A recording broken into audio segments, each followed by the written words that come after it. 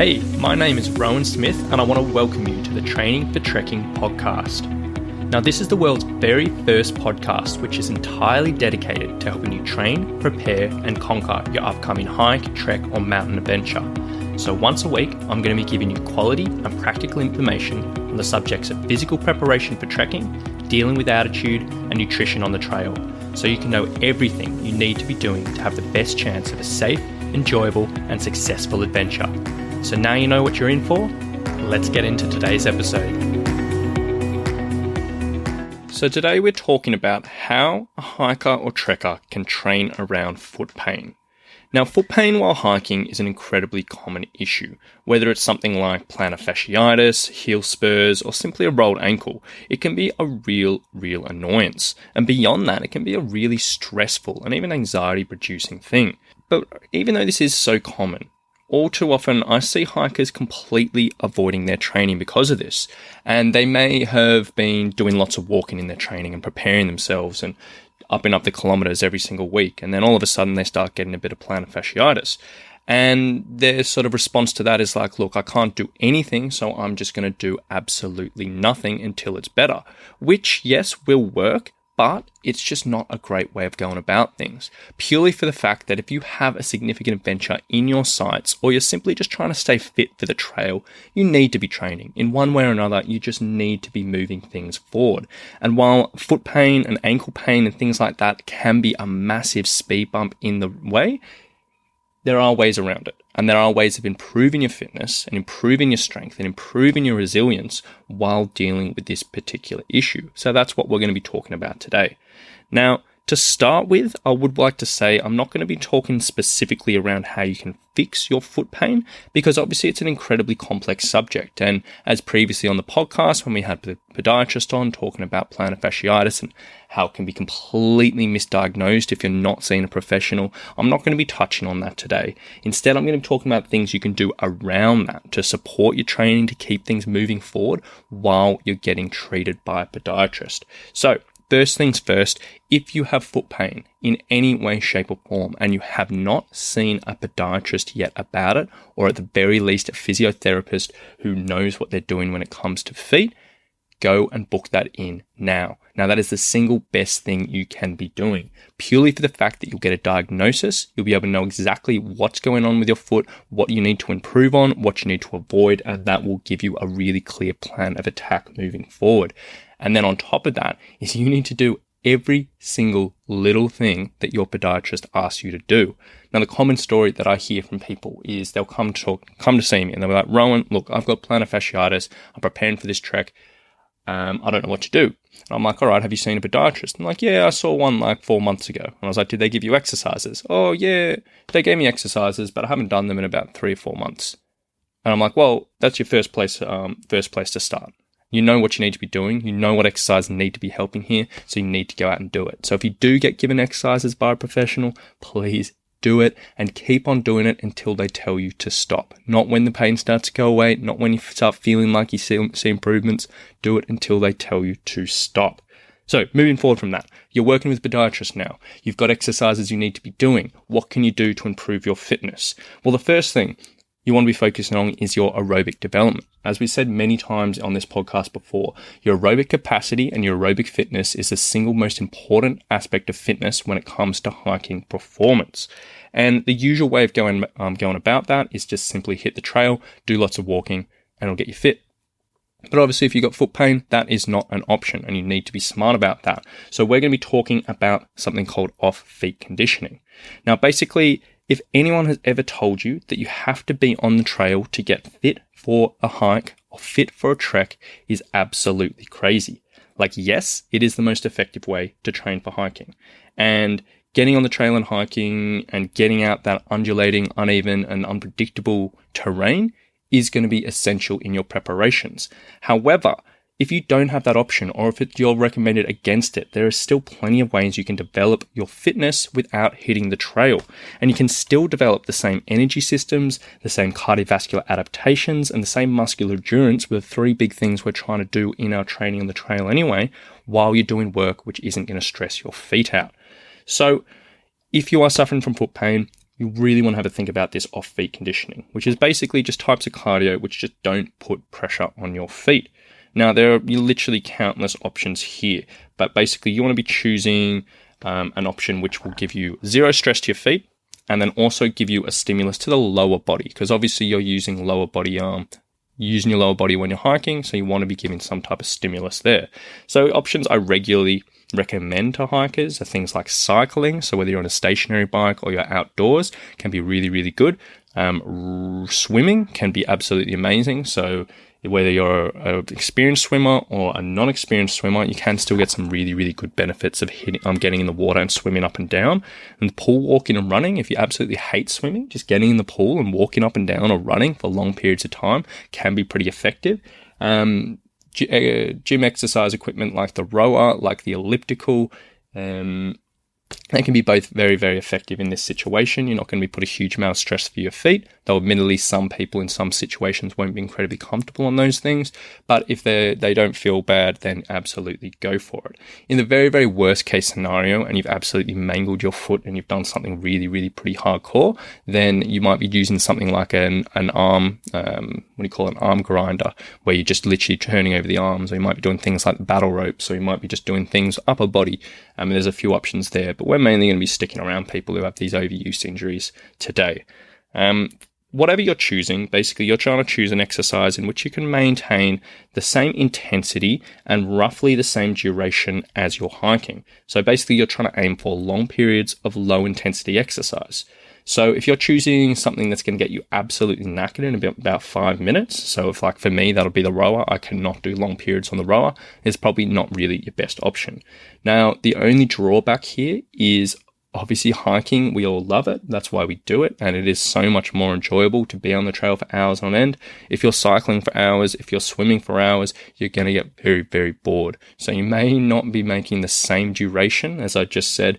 As you're hiking, you might not be doing a 6-hour swim, but something that's going to be as long as you can and still remain sane. And then with this, you just want to structure it out like you would with your hike training. You just want to make sure every single week you're either increasing the duration you're doing it, you're either increasing the intensity some way, or you're increasing the difficulty in some way or another. So you just need to make sure there is some type of progression week to week, and you're not just simply sitting on the bike and doing the same thing for an hour every single week.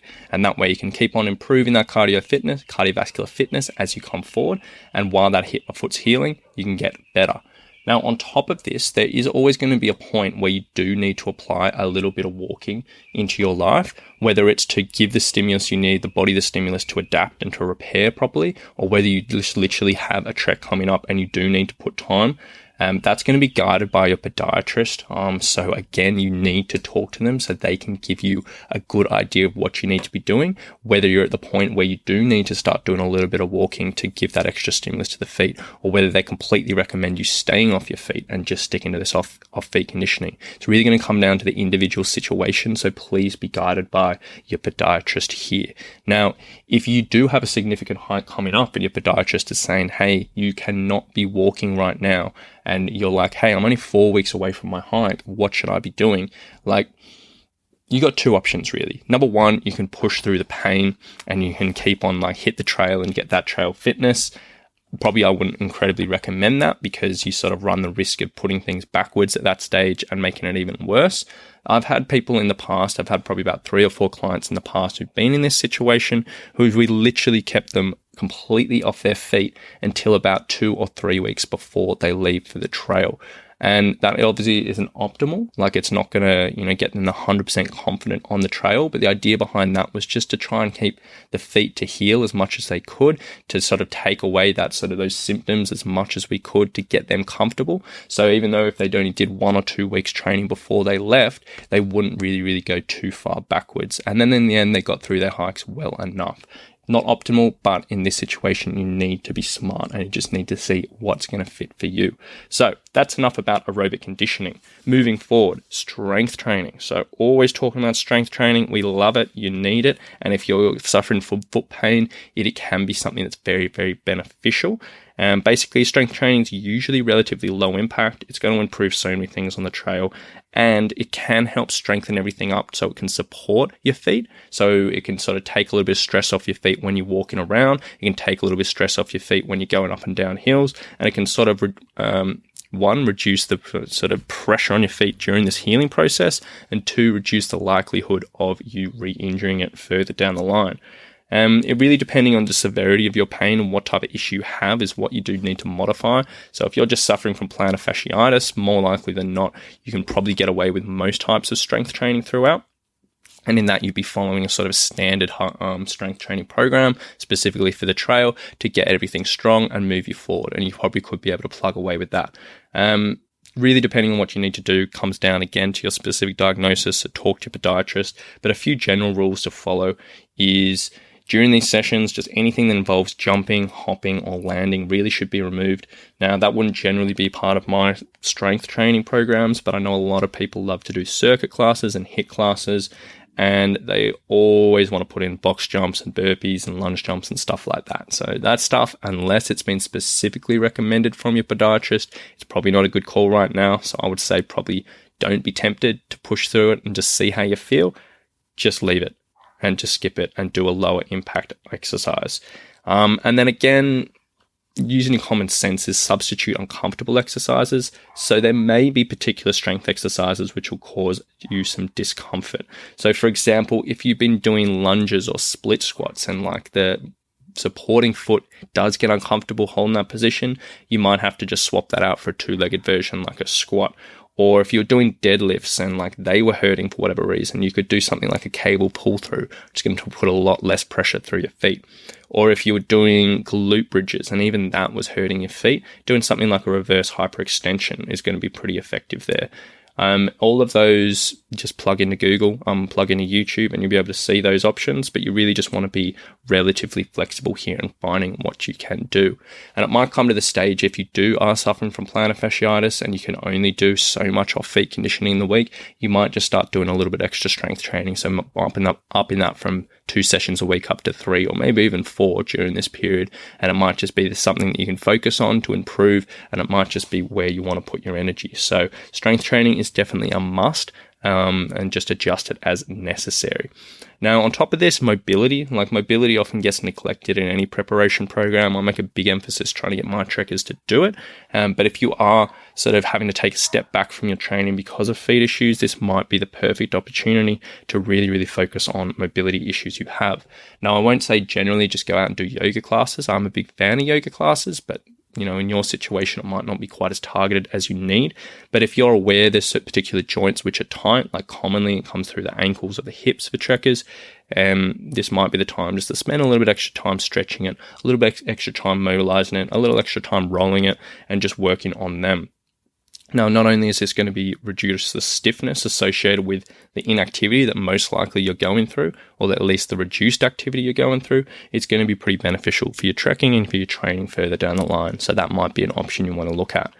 And then finally, the last thing I want to talk about today is weight maintenance.